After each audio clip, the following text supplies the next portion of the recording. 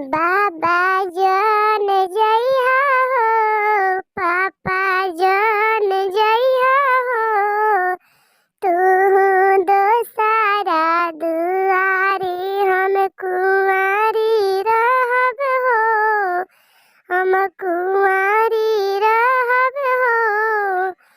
दूल्हा के पापा मंगिए 9 लाख रुपया भिखारी होई बना। लइका के पापा मंगिए 9 लाख रुपया भिखारी हो जाई बना। पापा जान जइहा हो, तू दोसरा दुआरी हम कुंवारी रहब हो।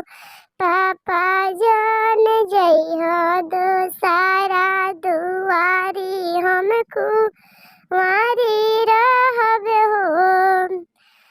लइका के पापा मंगिए 9 लाख रुपया त दे देहब हो, भले हम भिखारी रहब हो, भले हम भिखारी रहब हो। बेटी खोज देहब दुल्हा सारा कारी हम भिखारी रहब हो।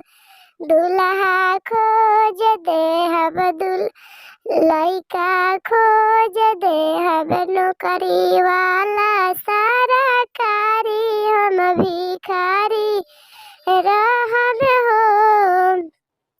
भैया जान जइहा हो, तू तो दोसरा दुआरी हम कुंवारी रहब हो, हम कुंवारी रहब हो।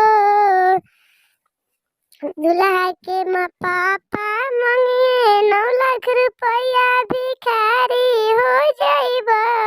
दूल्हा के पापा मंगिए 9 लाख रुपया भिखारी हो जाइब। हम कुंवारी रहब हो, हम कुंवारी रहब हो। भैया जान जइहा दोसरा दुआरी हम कुंवारी रहब हो। लइका के पापा मंगिए 9 लाख रुपया देहब हो, भले हम भिखारी रहब हो, भले हम भिखारी रहब हो। दूल्हा खोज देहब सरकारी हम भिखारी रहब हो। दूल्हा खोज देहब नौकरी वाला सरकारी हम भिखारी